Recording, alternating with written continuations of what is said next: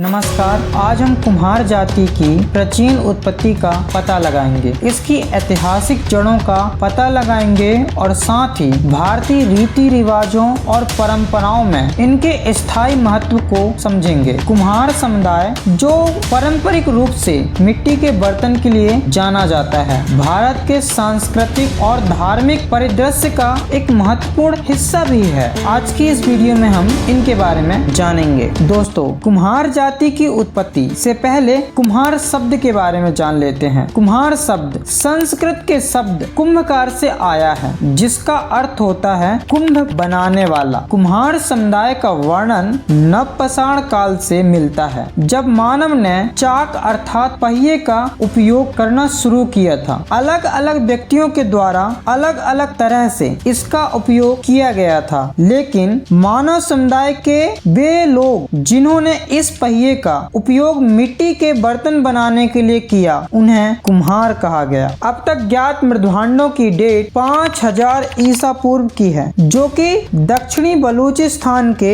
Binder नदी के मुहाने के मकराना क्षेत्र से प्राप्त हुआ है। इससे आप समझ ही सकते हैं कि कुम्हारों का इतिहास कितना प्राचीन है। सिंधु घाटी सभ्यता में मोहनजोदड़ो और हड़प्पा जैसी पुरातात्विक स्थलों की खुदाई से मिट्टी के बर्तन और उन्हें बनाने की तकनीक मिली है। मकरान क्षेत्र और सिंधु सभ्यता से प्राप्त मिट्टी की कलाकृतियां, मिट्टी के बर्तन यह स्पष्ट करते हैं कि सभ्यता के विकास में और उन्नति में कुम्हार समुदाय का एक विशेष महत्व था। एक महत्वपूर्ण बात, इस समय कुम्हार जाति का उदय नहीं हुआ था, अपितु कुम्हार समुदाय का उदय हुआ था, अर्थात कर्म जातिगत नहीं हुआ था। कुम्हार समुदाय का उल्लेख हमारे प्राचीन भारतीय साहित्य और शिलालेखों में भी अच्छी तरह से मिलता है। मनुस्मृति में व्यापक कारीगर वर्ग के हिस्से के रूप में कुम्हारों को विशेष स्थान दिया गया है। बृहदारण्यक उपनिषद में ब्रह्मांड बनाने वाले को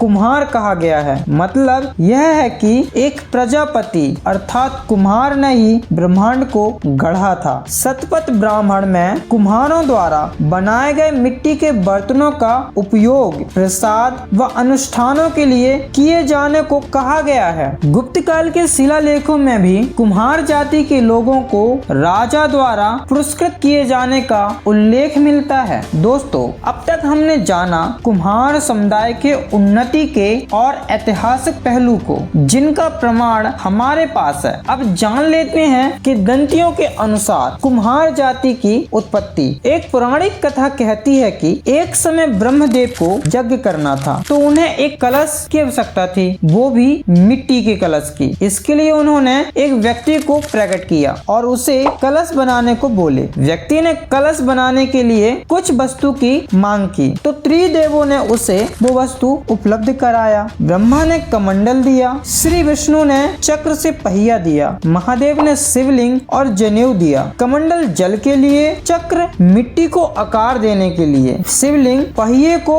आधार देने के लिए और जनेऊ मिट्टी के बर्तन को पहिए से अलग करने के लिए। जब वह व्यक्ति कलश बनाकर ब्रह्मा जी को दिया, तो ब्रह्मदेव ने प्रसन्न होकर उसे प्रजापति कहा और यह व्यक्ति को कालांतर में कुम्हार भी कहा गया, क्योंकि इसने कुंभ का निर्माण किया था, इसीलिए इसको कुम्हार कहा गया। आज भी अधिकांश कुम्हार जाति के लोगों का उपनाम प्रजापति या चक्रवर्ती होता है। अब जान लेते हैं इनका धार्मिक और सांस्कृतिक महत्व। कुम्हार जाति ने भारतीय धार्मिक प्रथाओं और त्योहारों में एक अभिन्न भूमिका निभाया है। कहा जाता है कि कला का जन्म कुम्हार के घर से ही हुआ है। दोस्तों, धार्मिक अनुष्ठानों में जो भी बर्तन मिट्टी के हम उपयोग करते हैं, चाहे वो दिए हो, कलश हो, करवा हो, मूर्ति हो, यहाँ तक कि नवरात्रे में माता दुर्गा की मूर्ति और गणेश जी की मूर्ति, ये सभी कुम्हार जाति के लोगों के द्वारा ही बनाया जाता है। दोस्तों, कुम्हार को सृष्टि निर्माता भी कहा गया है। आज के आधुनिक युग में भी कुम्हार जाति भारत की पारंपरिक कला और संस्कृति के संरक्षण में महत्वपूर्ण भूमिका निभा रही है और आगे भी निभाती रहेगी। वीडियो को पूरा देखने के लिए आपका बहुत बहुत धन्यवाद। वीडियो में दी गई जानकारी अगर आपको अच्छी लगी हो तो प्लीज लाइक, शेयर और चैनल को सब्सक्राइब जरूर करें। धन्यवाद।